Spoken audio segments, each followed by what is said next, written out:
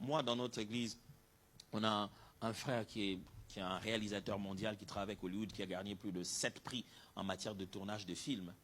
Mais je l'avais tous les jours, je disais, mais Chilo, il faut que tu fasses des choses pour l'église. Mais il ne comprenait pas comment il va utiliser son don-là, en particulier pour l'église. Je l'ai pris, je l'ai amené avec moi au Nigeria, on est allé, on a regardé. Il a dit, là, j'ai compris. Et quand on est rentré, il a complètement révolutionné les systèmes de la communication de l'église. Complètement. Il a appris maintenant comment il peut utiliser son talent pour l'église. Complètement transformer la communication de l'église, complètement innover ce qu'on pouvait faire. Mes amis, vous avez des capacités. Et vous avez une église qui est un lieu qui vous permet de tâtonner. Quand on vous demande de travailler à l'église, c'est pour votre bien. J'ai un ami au Kenya, son église, on paye pour être bénévole.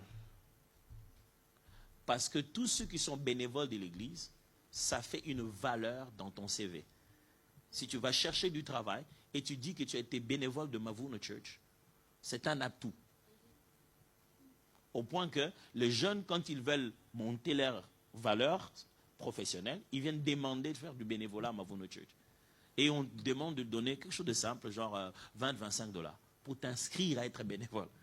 Parce que leur système est si professionnel que quand tu sors là-bas étudiant, tu as tout de suite compris qu'est-ce que c'est que travailler. Parce qu'on te fait bosser tel que tu as compris. L'univers de cette église est tel un degré professionnel élevé que les gens du monde du travail ont remarqué que le point commun des meilleurs employés, c'est Mavuno Church. Maintenant, quand tu écris dans ton CV que j'ai fait Mavuno Church, j'ai été bénévole à Mavuno Church, c'est une valeur ajoutée. Si on vous appelle ici à l'église, on dit, ok, formation des caméramans, gratuitement mon frère. Ce que tu vas mettre dans ta tête là en tant que caméraman, l'église va en faire quoi? Ça reste dans ta tête. Demain, si tu en fais une entreprise pour toi, l'église ne va pas enlever ça dans ta tête.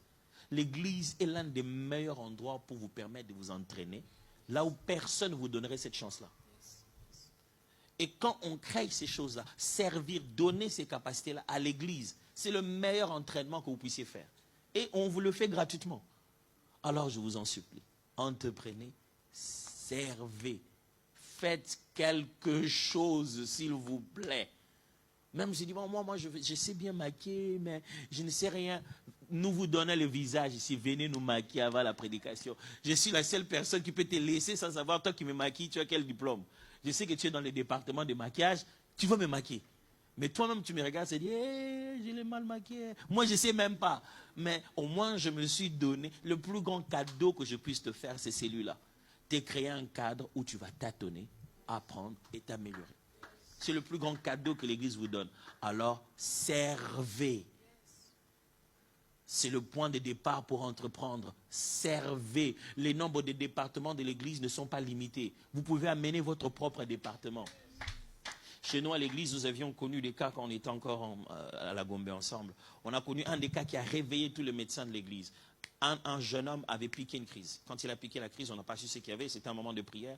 Le temps qu'on pense c'est spirituel, on l'amène à l'intercession, on prie, on se rend compte que c'est pas normal. On dirait qu'il est en train de suffoquer. On l'amène dehors, on le laisse prendre un peu de l'air. On appelle quand même 2-3 frères qu'on connaissait, médecins qui viennent, mais qui ne s'étaient pas préparés, qui n'avaient aucun outil. Ils essaient de l'observer, ils se disent non, mettez-les vite dans la voiture, envoyez-les vite à l'hôpital. On l'amène vite à l'hôpital, il arrive, on essaie de faire les premiers soins, on le maintient un peu, après quelques temps il meurt.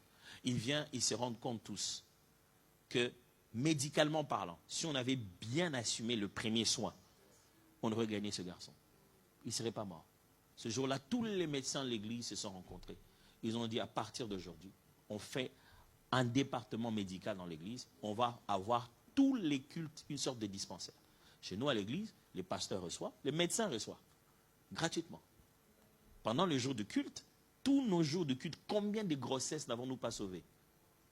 Des femmes qui sont venues, pendant les temps de jeûne, on a bien expliqué aux femmes comment, enceintes, comment jeûner. Elle ne peut pas jeûner comme tout le monde. Mais par excès des ailes spirituelles, elle a jeûné quand même. Et c'est au milieu, en plein milieu de l'église, qu'elle commence à avoir des contractions. Et son mari va dire quoi? Voyez, vous, vos pasteurs là, comment ils ont fait? Et ni t'étais ses frères et sœurs médecins infirmiers, nous, les pasteurs, on aurait été déjà tabassés. Et certains d'entre eux ils se sont connus là, ils sont devenus meilleurs. Ils rencontrent des cas qu'ils ne rencontrent même pas à l'hôpital. Là, juste au culte. Combien d'enfants n'avons-nous pas sauvés? que les parents nous ont déposés à l'école, mais qui avaient un dégât de fièvre incroyable, au point que les enfants avaient des cernes aux yeux. La fièvre est si forte. On a des intercesseurs qui prient, mais on a un dispensaire, on a pharmacie, on a tous les médecins, on a tout le corps médical. Chez nous, quand il faut jeûner, ce sont les diététiciens qui font le programme. En disant, voici les gens qui ont les problèmes d'estomac, comment ils doivent jeûner. Les enfants doivent jeûner comme ça. Vous ne pouvez pas empêcher aux enfants de manger des trucs sucrés parce que le cerveau il est glycodépendant, donc il faut du sucre pour que le cerveau fonctionne. Ils nous donnent tout, mais ils disent, pasteur, toi tu souffres de ça, tu ne peux pas jeûner comme ça. Je dis, mais c'est moi le pasteur. Il dit, si tu jeûnes comme ça, une fois ils m'ont chassé. Il me dit, pasteur, cette année tu ne jeûnes pas. Je dis, mais je ne peux pas ne pas jeûner. Il dit, non, pasteur. On a prélevé ton estomac pour vérifier si tu n'avais pas cet ulcère-là n'était pas cancéreux. Donc, pasteur, ton estomac ne va pas bien. Il dit, mais je ne peux pas rester ici et ne pas gêner ça. Regardez-nous les fidèles. S'il y en a un qui me voit en train de manger, il publie ça. Il dit, ok, donc ce jeune ici, pasteur, toi tu quittes le pays. Ils ont demandé à l'église de me payer le voyage pour que je sorte du pays. Il m'aide. Je me souviendrai, une fois je suis allé, je ne me sentais pas bien, ils m'ont consulté, ils m'ont dit, pasteur, ça va, ok, écoute, pasteur, je n'ai rien vu dans les examens médicaux et tout ça là, mais je te donne quand même ces médicaments, tu vas boire. Le matin, c'est toi qui conduis? Je dis non, mais conduis, super. Bois ça le matin avant de sortir. Je le suis, je prends, le matin je prends. Je m'habille, je descends, je vais dans la voiture, le ciel tourne, qu'est-ce qu'il y a, je rappelle. Je dis, Nadège, je rentre à la maison, je dis, j'appelle au bureau, je dis, je ne pourrais pas venir, je ne sais pas, je ne me sens pas bien. J'appelle le médecin, je dis, mais docteur, je ne me sens pas bien. Il dit, qu'est-ce que tu as? Il dit, les yeux sont comme en train de se fermer. Il dit, les yeux se ferment. Et tu as la tête qui tourne. Il dit, oui, pasteur. Repose-toi. Il dit, mais quoi? Il dit, oui, pasteur, si je t'avais dit que ces médicaments, ça va te faire ça, tu n'allais pas le prendre. Je sais que tu travailles. Voici les résultats de ton examen. Tu as de l'hyperfatigue. Tu as tellement travaillé que ton corps est en train de bouffer ton corps. Tu n'es pas malade. Tu as un degré de fatigue très élevé. Si je t'avais dit, repose-toi, tu n'écoutes pas, pasteur. Bois ces médicaments-là, c'est lui qui va te guérir. Il dit, comme tu es culpabilisé d'être éveillé à ne rien faire, alors dors. Comme ça, tu seras en train de rien faire. Béni soit Dieu qui permet à ce que j'aie ces genres de personnes à l'église. C'est à l'église qu'on a mis les gens qui ont les talents des dessinateurs à dessiner des bandes dessinées pour qu'on aide les enfants à l'écodim à pouvoir les utiliser. C'est à l'église. Vous avez des talents. L'église n'est pas censée d'avoir seulement département de maman, département de papa, département des jeunes. Non, il y a plein chez nous à l'église. Nous fonctionnons chez nous à l'église avec une application. Cette application permet à toutes nos églises de fonctionner ensemble. Les départements, nous avons un département des développeurs de l'application. Et donc, ils viennent avec les applis pour ça. Ils nous ont placé une application qui me permet à moi, de sorte que je puisse être capable de gérer toutes les églises et être capable de donner la formation. Tous les pasteurs qui vont devenir en juillet des pasteurs de notre église, chacun d'entre eux m'aura suivi moi-même personnellement en train de les enseigner.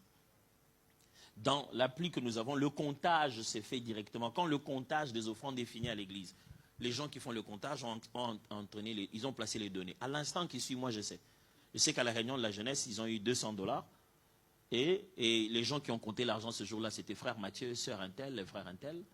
Et c'est directement la comptabilité peut voir ça et c'est fini.